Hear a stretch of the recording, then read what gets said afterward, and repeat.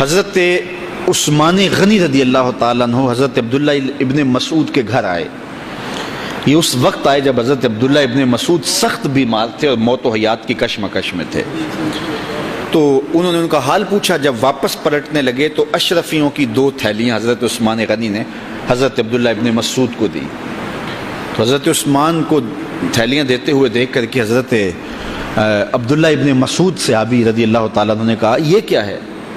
کہا یہ جو ہے ضروریات پوری کر لینا.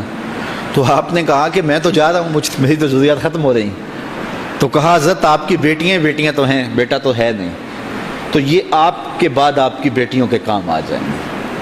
تو حضرت عبداللہ ابن مسعود کا یقین دیکھیے, فرمانے لگے کہ یہ کسی اور کو دے دو, میری بیٹیوں کو ضرورت نہیں رہے گی, اس لیے کہ میری بیٹیاں اتنی دیر تک سوتی نہیں ہیں جتنی دیر تک سورہ واقعہ نہیں پڑھ لیتے.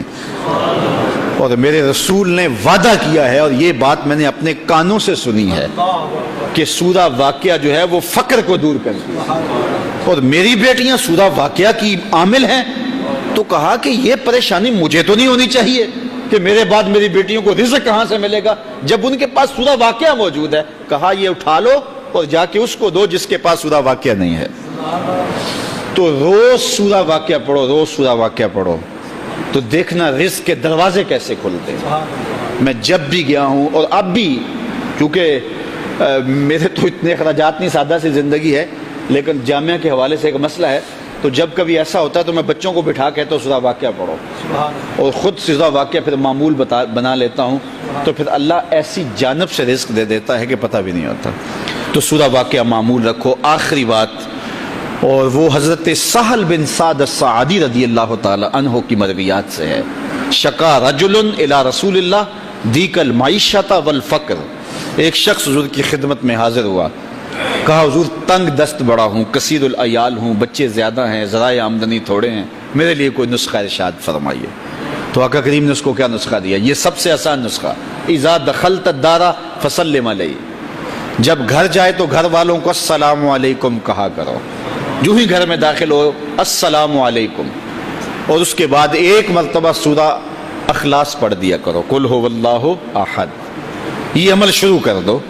تو کہا یہ بالکل آسان وظیفہ ہے, گھر جاؤ السلام علیکم, اور اس کے بعد ایک مرتبہ سورہ اخلاص.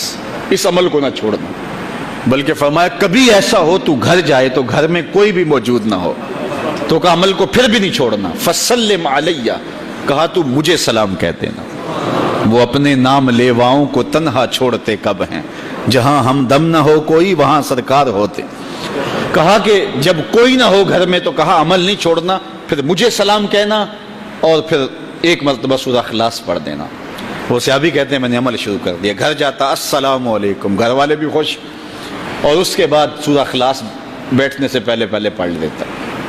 اور اگر گھر میں کوئی نہ ہوتا پھر تو مجھے چاہ چڑھ جاتے, پھر میں یا نبی سلام علیکہ پڑھتا, پھر حضور کی بارگاہ میں سلام پیش کرتا.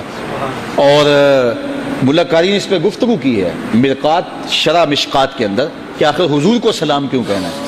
انہوں نے جو لفظ کہے ہیں لفظ سنیے, وہ کہتے ہیں لِأَنَّا رُوحَهُ عَلَيْهِ السلام موجود فی بیوت المسلمین.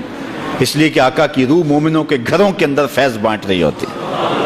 تو کہا پھر مجھے سلام کہہ دینا. وہ کہتے ہیں میں جاتا اور حضور کو سلام کہہ دیتا, اور اس کے بعد سورہ اخلاص پڑھ دیتا. پھر ہوا کیا؟